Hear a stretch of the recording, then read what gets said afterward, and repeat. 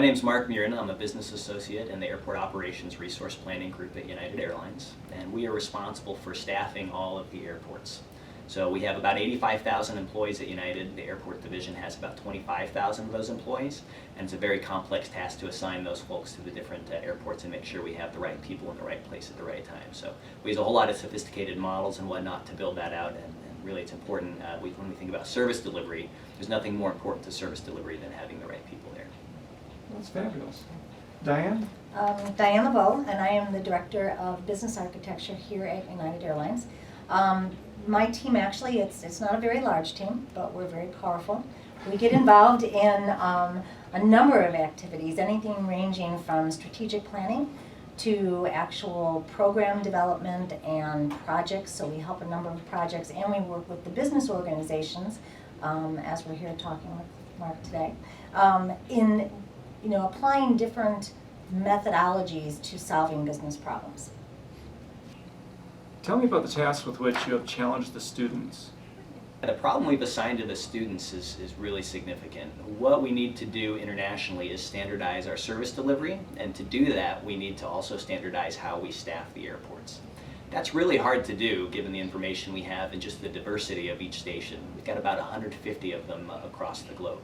So we've asked the students to look at data, to look at United as a whole company, and then to look at each station individually and help us kind of segment or bucket those locations and kind of come up with a strategy to improve the service level internationally, to standardize the service level internationally, and do it in a way that improves our culture as a company, which is a really important part of the broader merger integration effort. This presented a perfect opportunity for the business architecture team to get involved, to look at it holistically and address it from all advantage points.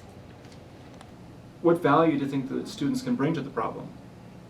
Their lens is perfect because it's cross-functional, it's pure, they're looking at the business problem, and they're using their skill sets to solve it. So I think that is extremely valuable. Yeah, I've always thought it's really interesting when you take a complex, ambiguous problem, you give it to a bunch of very smart, very talented people, and you give them the creativity or the flexibility to apply their creativity in a way that we would just never do Right. On our own. Right. We pay good money to consultants to do this type of thing, and it's really great to have the students look at this in a unique way. Right, right, and I don't think anything is stopping them. Nothing's holding them back from telling us exactly what they think, right? They're not worried about if they're going to hurt someone's feelings. They're not worried about politics. They're just this is what they're seeing, and you can't get any better than that.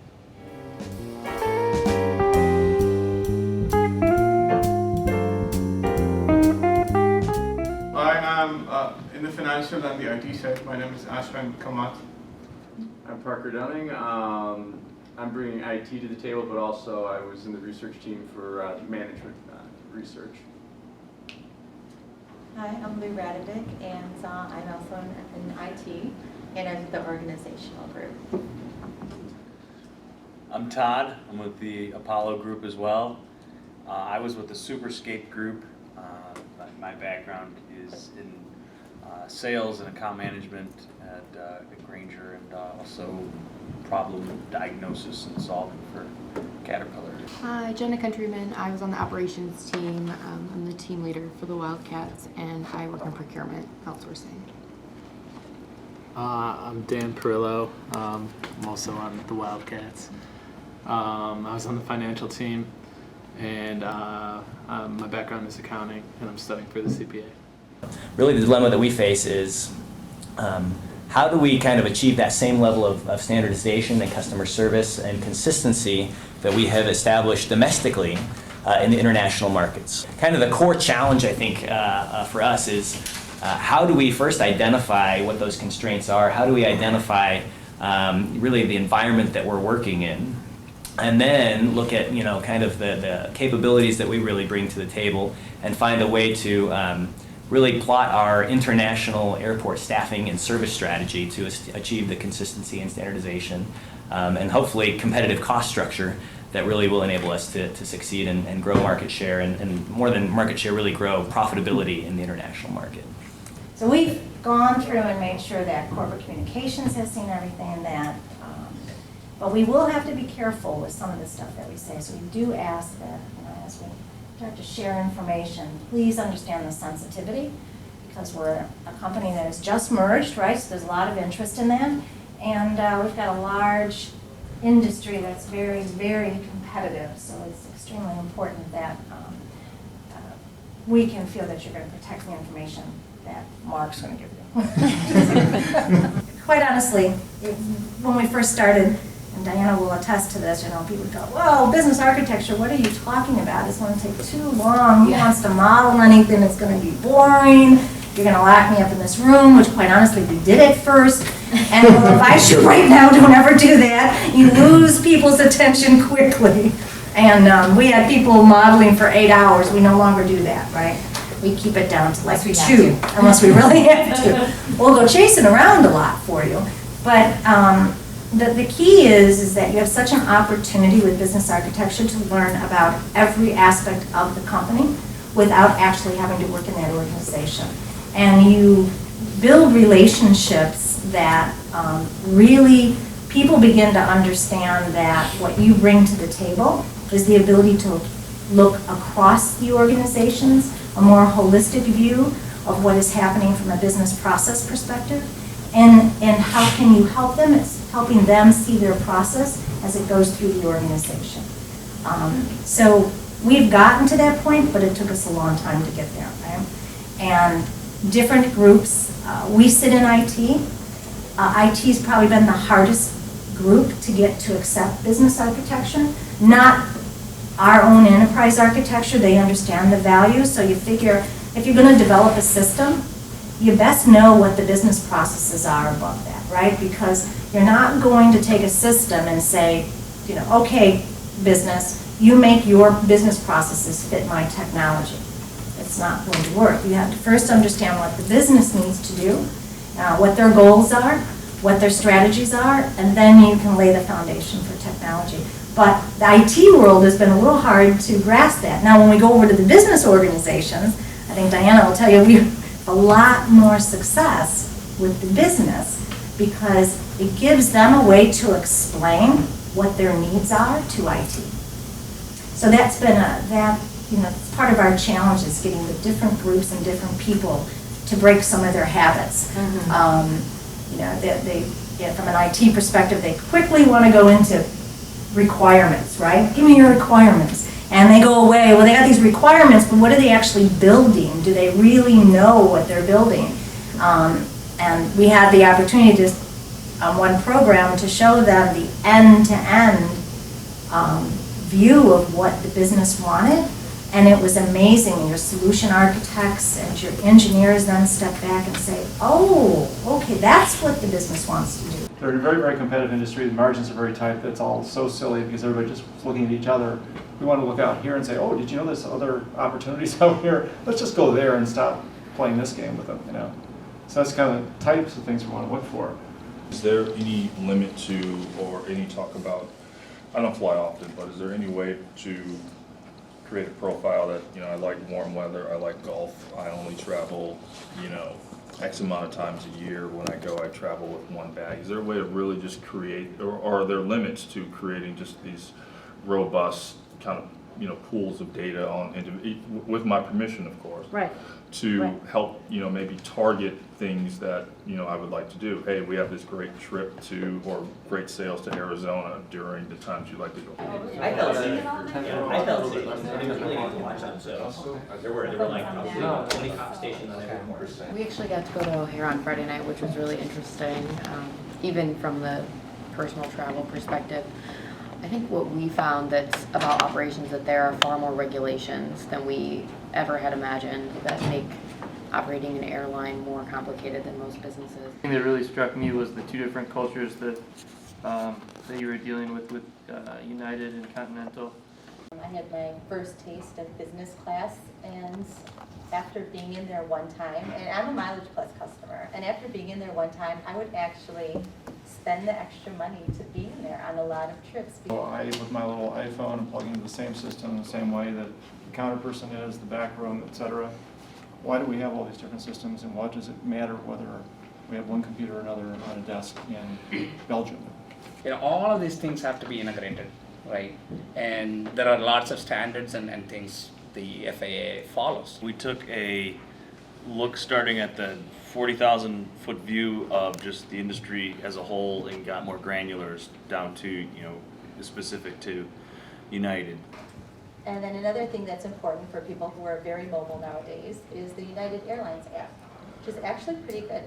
We have some very specific ideas, but I know that a lot of these initiatives that are related to employee engagement are very situational, depends on your company culture. So are you looking for something like that? We have some ideas, but we don't know if they're the right fit without having like very specific data on your employees and what motivates them. It does start long before you get to the airport. We want to talk specifically about the airport experience and how people are experiencing that, since we are trying to get to a staffing model for the international experience here. But in taking it as a holistic approach, we have to look at everything that might give the customer perception before they even step foot into the terminal. There can be simple things like easy to check in online to having a really good rewards program, that it's easy to turn in your miles or points for an actual ticket. So I actually found a couple things not too long ago in the Wall Street Journal that actually had a survey on United and the rest of the airlines on redeeming your miles. And United made actually a huge leap from 2010 to 2011. They were up about 17.5 points. If we figure out a better ways to motivate people and reward them in a very interesting ways rather than just purely a monetary way, it should probably go a long way to get that customer service rank to go up. I would say probably if you think about the things that our CEO is talking about and that our leadership team is talking about, I think you hit it on the head. I think employee engagement is the key to everything. I think there's an acknowledgement of that. But I think that initially, at the end of the day, it's all about the customer service and the P&L. And all these things tie back into what Ed mentioned about time management with wings. And I think when you look at staffing, if you look at airport operations, if you look at employee experience, all these things eventually tie back to the customer. And I think, to me, that is the most powerful statement that you can make as a head of a division or a CEO of a company. And to me, I think if you guys kind of drive home that point, I think it'll be crucial. I kept hearing improvements, not just make this one fix, but create the ability for people to come up with 100 ideas a month to fix. You know, it's like, don't give them a fish, teach them how to fish. And you guys were one after another, generating essentially self-informing systems. So yeah, in one snapshot, we're not going to solve United forever, but if we can start to set up some of these things that create the source, sort of this solving engine, that's probably more valuable than some point solutions at this time.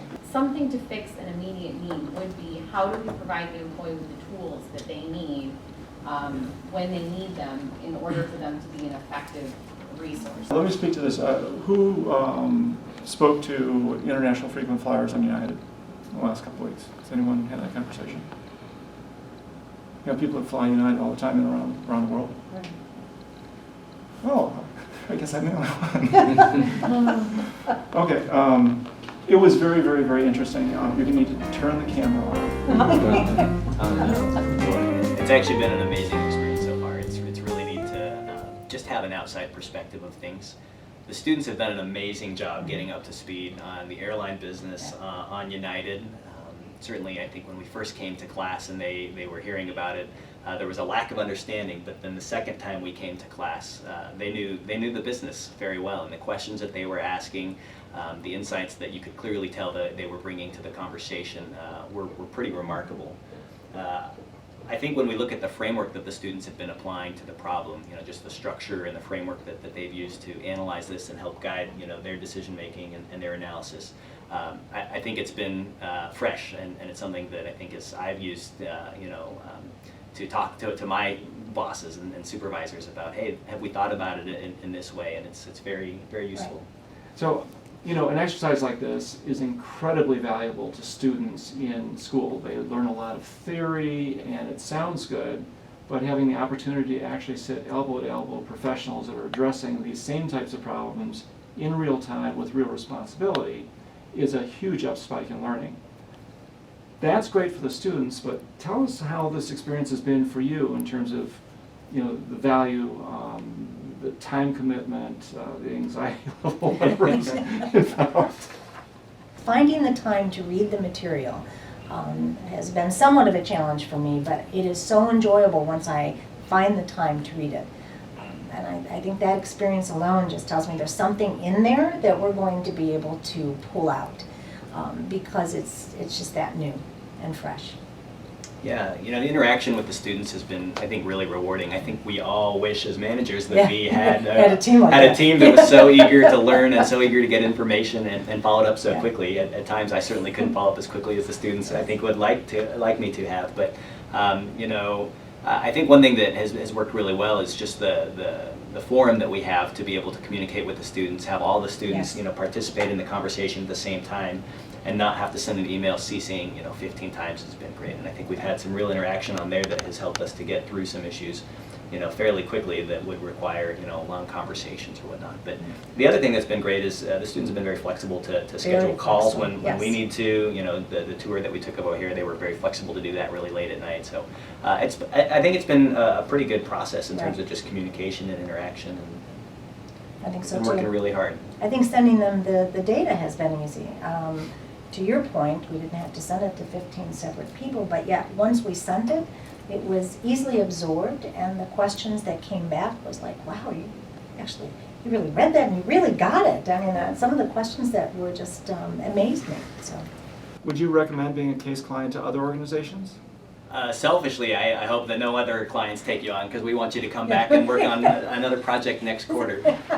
But absolutely, we would recommend the team that we had on this project, I think, to anybody. it's been actually very rewarding to see that they can take a problem they know nothing about. They can ask some really, really good questions. They can ask for data to help them with their approach. And the material that they're providing is has been remarkable. So I would recommend this. Thank you for your time. We really appreciate your involvement and the involvement of United Airlines in our project.